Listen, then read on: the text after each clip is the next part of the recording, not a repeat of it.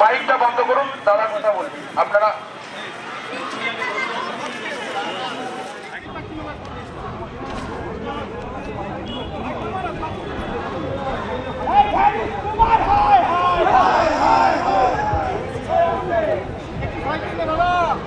আপনারা জানেন আজকে আমার পুরুলিয়াতে বান্ধবীতে একটি সভা ছিল। আমি সেখানে সভা করাকালীন বেসিক কিছু ইনফরমেশন আমার কাছে আসে। পরবর্তীকালে শোনা যাচ্ছে না, এটাকে একটু পিছিয়ে ঘুরিয়ে দাও।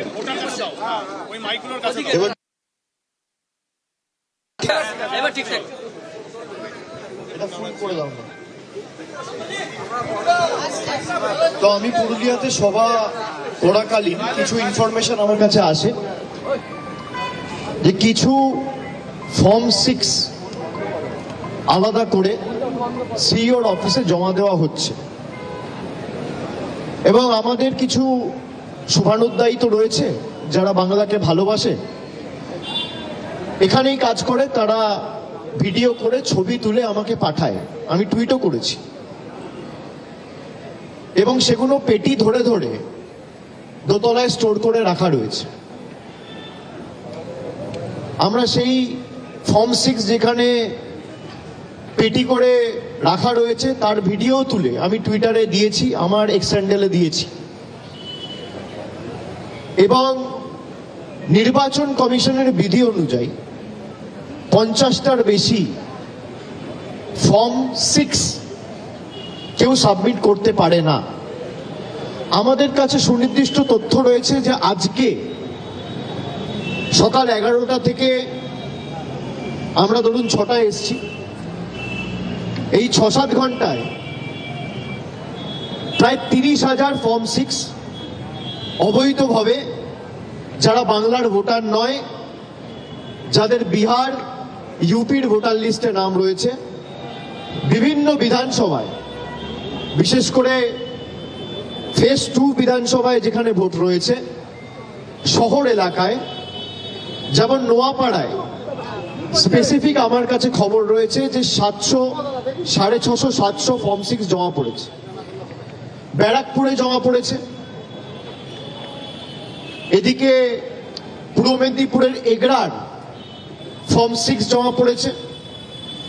নর্থ কলকাতার 3টে বিধানসভা কেন্দ্রে জোড়াসাঁকো, শ্যামপুকুর, চৌরঙ্গি ফর্ম 6 জমা পড়েছে এবং সব মিলিয়ে প্রায় 30,000 ফর্ম 6 জমা পড়েছে। নির্বাচন কমিশনের যে নিয়ম রয়েছে সেই নিয়ম অনুযায়ী যদি 30,000 ফর্ম 6 জমা পড়ে তাহলে কমপক্ষে 1500 লোককে, 1500 না, প্রায় 600 জনকে সশরীরে এই অফিসে উপস্থিত হয়ে জমা দিতে হবে। একজন যদি 50টা ফর্ম জমা দেয় তাহলে 30,000 ফর্ম হলে 600। তো আমাদের প্রথম দাবি, আমরা সিইওকে বলেছি যে আপনারা আজকের বেলা 12টা থেকে 11টা থেকে সন্ধ্যে 6টা অবধি, আর যদি পারেন পুরো 24 ঘন্টা সিসিটিভি ফুটেজ রিলিজ করবেন, তাদের দুধ কা দুধ পানি কা পানি হয়ে যাবে কে কত ফর্ম 6 জমা দিয়েছে। আমরা যে দাবিগুলো তুলেছি উনার কাছে সদুত্তর ছিল না, উনি বারবার এই দাবিগুলো এড়িয়ে গেছে। ফর্ম 6 আলাদা করে সিইও জমা দিতে পারে না। আমাদের কাছে একটা চিঠি রয়েছে যে অ্যাপিলটা বিজেপির একটা বিএলএ 1 করেছে, তার নাম হচ্ছে কুন্দন সিং। সেখানে তিনি লিখেছেন,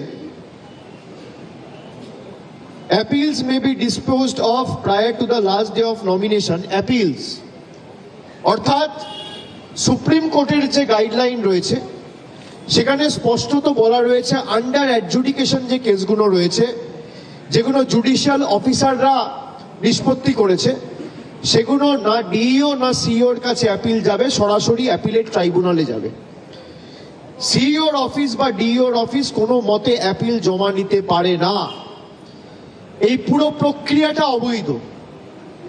একই জিনিস দিল্লিতে হয়েছে, মহারাষ্ট্রতে হয়েছে, হরিয়ানাতে হয়েছে। আমি ডিসেম্বর মাসে যখন নির্বাচন কমই পাবেন, কিন্তু এই যে ভোটার লিস্টে চুরি হচ্ছে, দিল্লিতে বিজেপির একজন প্রতিমন্ত্রী তার অফিসিয়াল বাড়িতে বাংলোতে বিহারের 27 জন ভোটারকে অ্যাড করেছে। এখানে যদি আপনি নির্বাচন অবৈধভাবে, বাংলার পুরো ডেমোগ্রাফি চেঞ্জ করে দিতে চাইছে দেশের নির্বাচন কমিশন এবং অমিত শাহ। এই যে এরা এসে বলে মমতাদি বাংলার ডেমোগ্রাফি চেঞ্জ করে দিয়েছে। আজকে 6 মাস ধরে এসআইআর এ কাজ হয়েছে, কজন বাংলাদেশিকে এরা ডিটেক্ট করেছে বা কজন রোহিঙ্গার নাম বাংলার ভোটার লিস্টে ছিল, একটা সদুত্তর সিইওর অফিসও দিতে পারেনি, আর জ্ঞানেশ কুমার নির্বাচন কমিশনও দিতে পারেনি, দিল্লির কোনো নেতারা দিতে পারেনি, বিজেপির কোনো নেতারা দিতে পারেনি। কিন্তু বাংলাকে 1 বছর ধরে বাংলাদেশি বাংলাদেশি বাংলাদেশি বলে বাংলার মানুষকে দাগিয়ে দেওয়া হয়েছে, আমাদের আখ্যায়িত করা হয়েছে। যে অমিত মালব্য দিল্লি পুলিশের সার্কুলার ধরে টুইট করে বলেছিল বাংলা বলে কোনো ভাষা নেই, বাংলাদেশি ভাষা, সেই অমিত মালব্য আজকে ফোন করে সিইও কে প্রেসার দিয়ে জোর জবরদস্তি এই ফর্ম 6 জমা করিয়েছে। বাংলার ডেমোগ্রাফি যদি কেউ চেঞ্জ করে, বিজেপি চেঞ্জ করছে। যারা বাংলায় থাকে না, যাদের বাংলার সাথে কোনো সম্পর্ক নেই, এরকম হাজার হাজার ভোটার যারা বিহারের শেষ নির্বাচনেও ভোট দিয়েছে, যারা বিহারে থাকে, বিহারে বসবাসকারী, বিহারে তাদের ঘর বাড়ি বিহারের ভোটার লিস্টে নাম রয়েছে, জোর জবরদস্তি বিহার উত্তরপ্রদেশ থেকে লোকেদের বাংলায় ঢোকানো হচ্ছে। কোথাও 500, কোথাও 1000, কোথাও 1200, কোথাও 600, কোথাও 700 ধরে বাংলার ডেমোগ্রাফি চেঞ্জ করে দেওয়া হচ্ছে।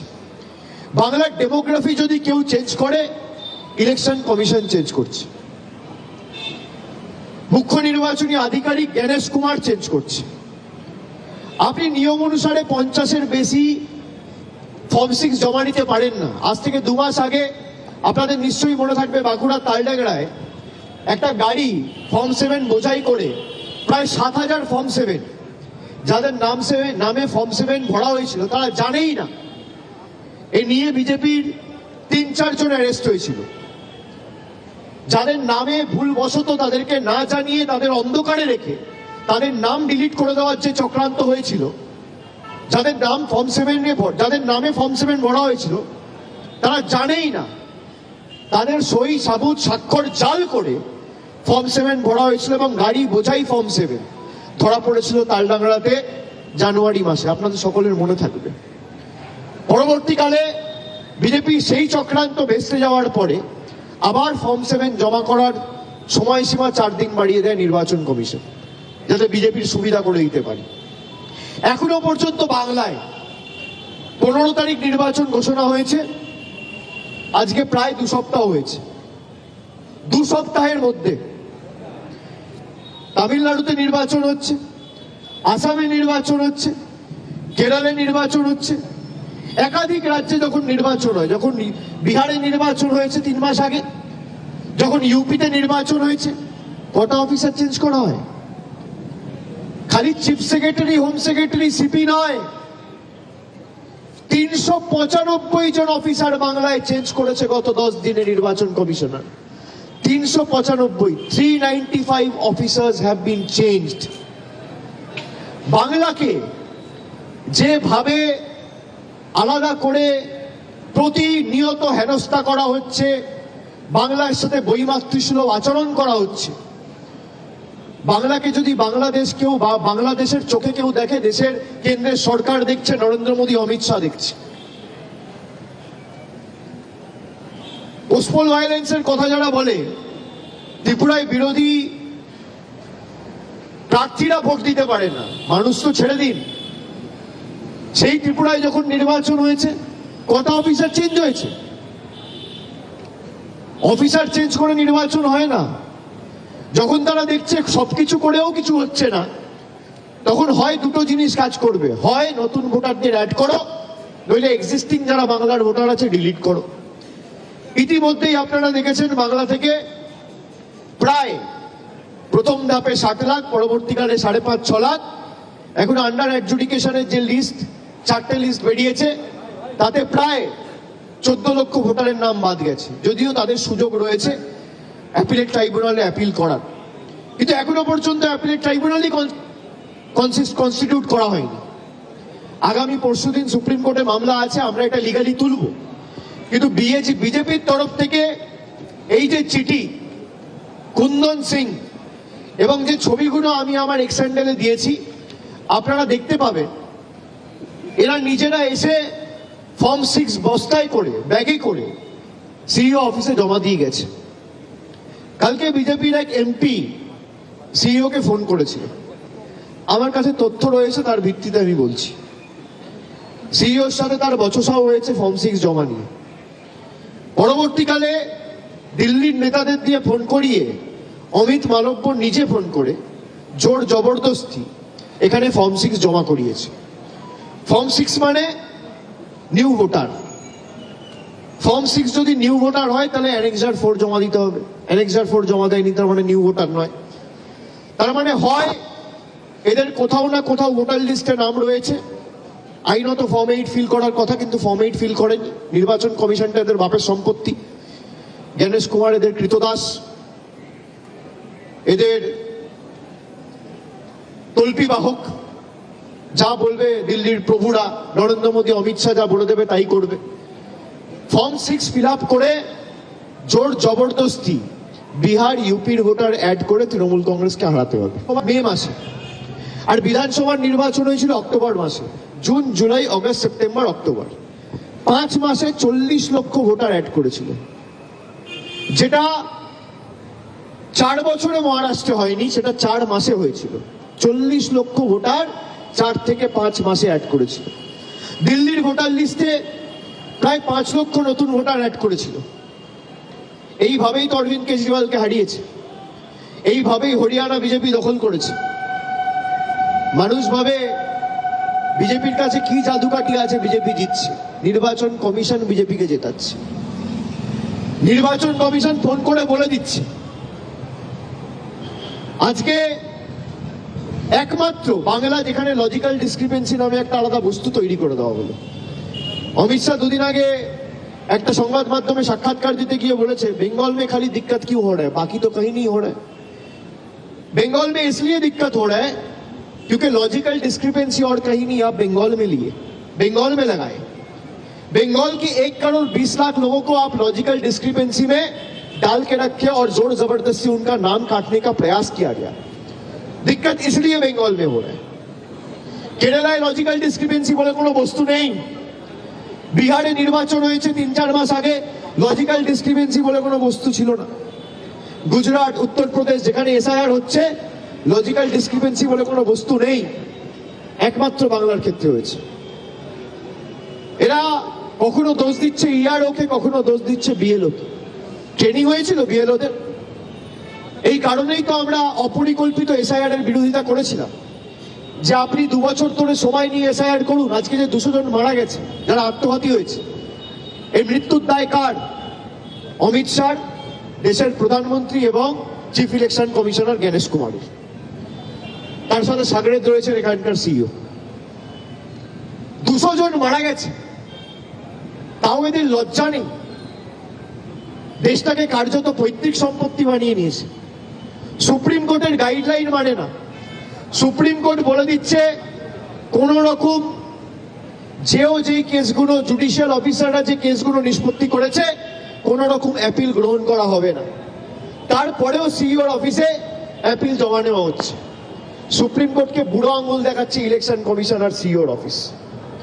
বাংলার মানুষ দেখুক, আজকে হাতে নাতে আমরা ধরেছি যাদের নাম আজকে জমা পড়েছে।